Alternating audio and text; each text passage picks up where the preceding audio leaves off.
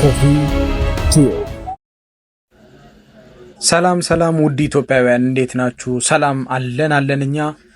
ሰሞኑን መነጋገሪያ የነበረው የቲክቶከሯ ጃኒና የድሬዳዋ ጉዳይ ዛሬ አንድ ብሎ ተጀምሯል። ዛሬ ለመጀመሪያ ጊዜ ችሎት የቀረበችው ቲክቶከሯ ምን አለች? ችሎቱ ምን ወሰነ?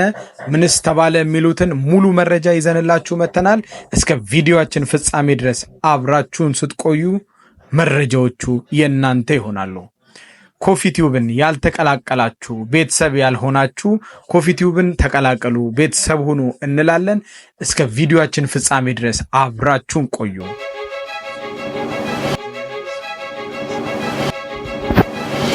ኮፊ ቲዩብ እንግዲህ ሰሞኑን በቲክቶክ ከ1.8 ሚሊዮን በላይ ተከታዮች ያላት ታዋቂዋ ቲክቶከር በላይቭ ላይ በተናገረችው አላስፈላጊ ቃላት በርካታ የድሬዳዋ ነዋሪዎችን ማስቀየሟ ይታወሳል። እዛ ሺ ሲነ የሚለብሱት ለምንድን ነው ማለት ለምንድን ነው የምትጠይቀኝ የሚሉ ችኮች ናቸው። ገባ? ለምን ጠይቃለሁ አይነት አልገባችሁ እናንተ ፋራዎች። በዚህም ንግግሯ በርካቶች ብስጭታቸውን ሲገልጹ እንደነበር እንዴ እኔ በእውነት መስማት ነው የቀፈፈኝ፣ ለጆሮዬ መስማት ነው የቀፈፈኝ። ልጄ ፊት ነበር እንደዛ ልጄ እንደተነሳው ካልጋ ላይ ስለ ድሬዳዋ ሴቶች ለማውራት ሞራሉም ያለ ሴት አይደለሽ። ምክንያቱም አንቺ እንደ ሴት እንደነበርና በወንጀል ተከሳ ወደ ድሬዳዋ ከዚራ ፖሊስ ጣቢያ ማረፊያ ቤት እንደገባችም ይታወቃል። ጃኒ ሰሞኑን በድሬዳዋ ሰዎች ላይ በተለይም ደግሞ በድሬዳዋ ሴቶች ላይ በተናገረችው ንግግር መታሰሯም ተሰምቷል። ያውላችሁም እንደምታውቁት ሰሞኑን በድሬዳዋ ጉዳይ ነጋገሪያ እንደነበረችም የሚታወቅ ነው። በዚህ ጉዳይ መታሰሯም የሚወጡ መረጃዎችን ታዋቂዋ ቲክቶከርም በመታሰሯ ራሷን ጨምሮ በርካታ ቁጥር ያላቸው ሰዎች በይቅርታ እንድትታለፍ በስሟ ይቅርታ ሲጠይቁላትም ቆይተዋል። ሰላም እንዴት ናችሁ ውድ የቲክቶክ ቤተሰቦቼ? ይሄ ቪዲዮ የይቅርታ ቪዲዮ ነው። ቪዲዮ ረዥም ነው፣ ተቆርጦ ነው የተፖሰተው። ቢሆንም ግን ቃላቱ ልክ አልነበረም። እናንተ ልክ ናችሁ እና በጣም ይቅርታ ከልቤ ነው። ሰላም እንዴት ናችሁ? ይሄ የይቅርታ ቪዲዮ ነው። ጥፋት ጠፍቷል። ስለዛም ይቅርታ ማለት እንፈልጋለን። እህታችንን ጃኒን የይቅርታ ልባችሁ እንድትከፍሉላት የድሬዳዋ ሕዝቦችና የድሬዳዋ አስተዳደር ከልብ እንጠይቃለን። ይቅርታ። ሰላም እንዴት ናችሁ? ወንድማችሁ ኩሩቤል ይባላለሁ። በድሬዳዋ ሕዝብ ላይ ጃኒ ሳታውቅ በተናገረችው ንግግር የድሬዳዋ ሕዝብና መንግስትን ይቅርታ ልላችሁ። ለወትሮውም ቢሆን ለፍቅርና ለይቅርታ ልቡስ የሆነው የድሬዳዋ ማህበረሰብ ይቅርታና ፍቅሩንም በታሰረችበት ማረሚያ እየተገኘ ሲገልጽላት እንደቆየና መልካሙን ሁሉ ሲመኝላት እንደነበረ ተሰምቷል። ባልተለመደ መልኩ ከሳሽና ተከሳሽ በፍቅር ተሳስበው አብረው ተመግበው የሚያድሩባት ፍቅራዊ ከተማ ድሬ ጉዳዩ በሕግ ተይዟልና ይቅርታ ብቻ የሚፈታው አይነት አልሆነም።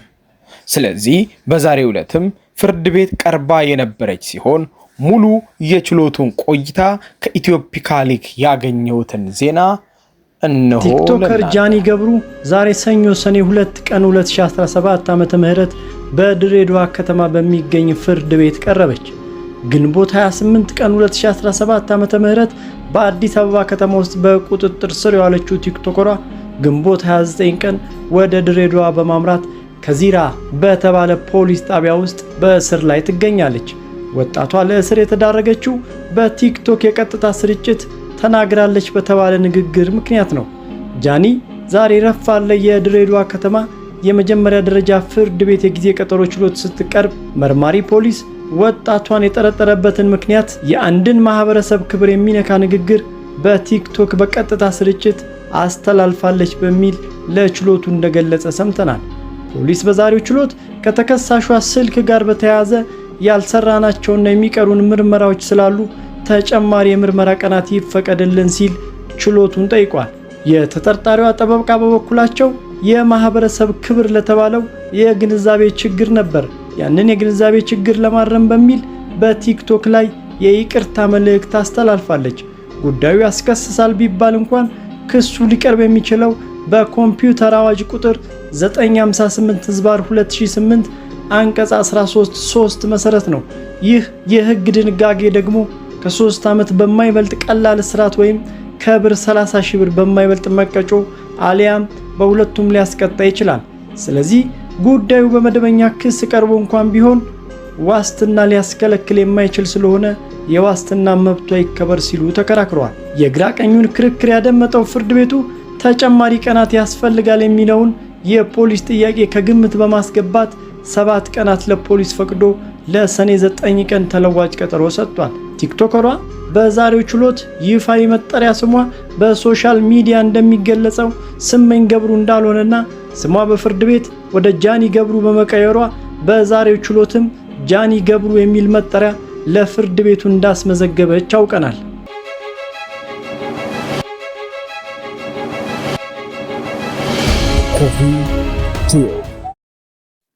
የሚወደውን ልጅ ወላጅ እንደሚቀጣው ሁሉ ቅጣቷ ቤተሰባዊ እንደሚሆን አልጠራጠርም።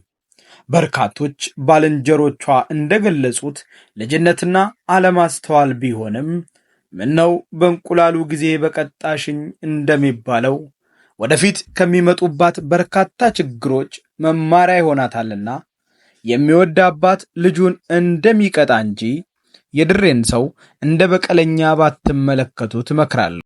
ሰላም ውድ የኮፊ ቲዩብ ቤተሰቦች፣ ስለ ቆይታችሁ ከልብ አመሰግናለሁ። ጉዳዩን እየተከታተልኩ ወደ እናንተ የማደርስ ሲሆን ሌሎችም እንዲማሩበት ሼር በማድረግ አድርሷቸው። ላይክና ሰብስክራይብም አይለያችሁ እያልን መልካሙን ሁሉ እንመኝላታለን። ቸር ያገናኘን።